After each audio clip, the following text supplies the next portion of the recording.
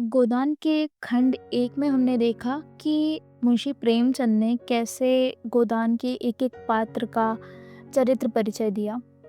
जैसे होरी, धनिया और उसका बेटा गोबर, और झुनिया का कि गोबर कैसे झुनिया को अपने घर लेके आता है, धनिया उसे कैसे अपनाती है समाज से लड़कर।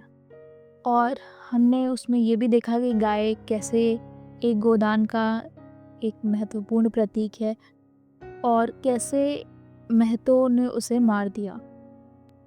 नमस्कार दोस्तों, स्वागत है आपका वन पेज ऑडियो बुक्स में।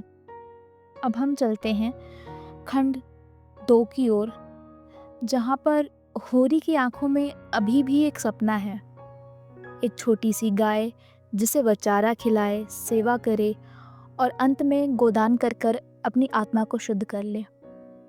लेकिन यह सपना एक ऐसी जमीन पर टिका है जो केवल कर्ज, सुदखोरी, जमींदारी, शोषण और अंधविश्वास से बनी है।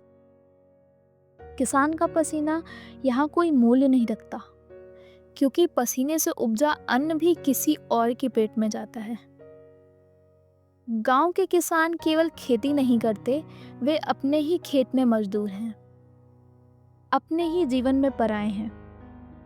होरी तो जैसे लोग जमीन जोतते हैं, लेकिन मालिकाना हक ठाकुरों और जमींदारों का है।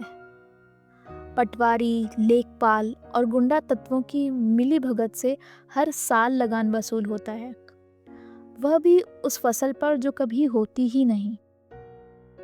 होरी की फसल इस बार भी आधी ही हुई। सूखा पड़ा था और बैल बीमार थे, फिर भी पटवारी ने पूरा लगान मांगा। होरी विनती करता है, सिर झुकाता है, पर कोई नहीं सुनता। अंततः वह अपनी पत्नी धनिया के सारे गहने बेचकर लगान चुकाता है, ताकि नाम खराब ना हो।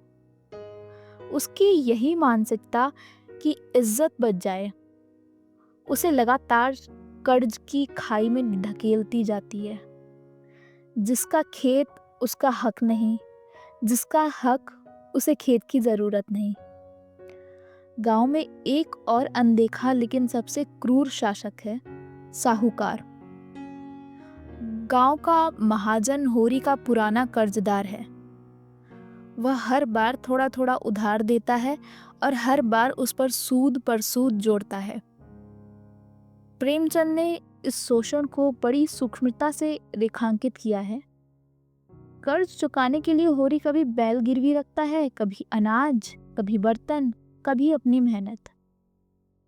साहूकार उसका पसीना खरीदता है, वह भी उधार पर। साहूकार के हिसाब से जो आदमी ब्याज न दे सके वह आदमी नहीं, जानवर है, और जो ब्याज लेता है वही समाज का मालिक है। एक दिन गांव में बड़ी खबर फैलती है, होरी ने गाय को जहर दिया है। ठाकुर भंगी महतो के जहर देने का मामला उल्टा उसी के सिर मढ़ दिया गया। पुलिस आती है, पूछताछ होती है और रिश्वत मांगती है और चली जाती है। होरी डर जाता है। थाने जाना यानी बदनामी, जेल, मारपीट। आखिरकार वह 10 रुपए की रिश्वत देकर मामले को रफा दफा करवाता है। लेकिन ये 10 रुपए भी उधार के हैं, फिर साहूकार, फिर ब्याज, जैसे जीवन एक गोल चक्र में घूम रहा हो, जहां कोई रास्ता बाहर की ओर नहीं जाता। होरी यह सब चुपचाप सहता है। वह जानता है कि पुलिस की लाठी, ठाकुर का गुस्सा और पंडित का शाप, तीनों बड़ा कोई खतरा नहीं। वह अपने जीवन को धैर्य से नहीं, भय से जी रहा था। होरी को बार बार याद दिलाया जाता है कि गोदान ही तुम्हारी मुक्ति है, लेकिन जब वह गाय नहीं रख पाता तो पंडित उसे पापी ठहराते हैं। पंडित दाता दीन कहते हैं, जो गोदान न करे वह नरक में जाता है। इस भय से वह फिर गाय खरीदने की सोचता है, फिर उधार लेता है, फिर कर्ज चढ़ता है। धर्म के नाम पर वह केवल दोहरी गुलामी झेलता है, एक सामाजिक और एक आत्मिक। धर्म उसके लिए आत्मा की मुक्ति का मार्ग नहीं, शोषण का औजार बन चुका है। जब होरी बार बार झुकता है, गिड़गिड़ाता है, तो धनिया क्रोधित होती है। वह कहती है, कब तक दूसरों के सामने सिर झुकाओगे? इज्जत से पेट नहीं भरती। मर जाना अच्छा है, लेकिन भीख मांगकर जीना नहीं। धनिया यहीं पर निर्णायक पात्र बन जाती है। वह सामाजिक भय से परे यथार्थ की जमीन पर खड़ी है। उसे न ठाकुर का डर है, न पंडित का। उसकी आंखों में नारी शक्ति का तेज है, जो प्रेमचंद के ग्रामीण यथार्थ को एक नई दिशा देता है। वह इस पूरे खंड में प्रेमचंद का यथार्थवाद अपनी संपूर्णता में उपस्थित है। वे केवल होरी की पीड़ा नहीं दिखाते, उस व्यवस्था का नग्न चेहरा दिखाते हैं जो किसानों को केवल दाता नहीं, दास बनाकर रखती है। प्रेमचंद हमें ये नहीं सिखाते कि होरी को क्या करना चाहिए था। वे केवल ये दिखाते हैं कि होरी जैसा करोड़ों किसान अपनी इज्जत, धर्म और मर्यादा के नाम पर कैसे चुपचाप मारा जाता है।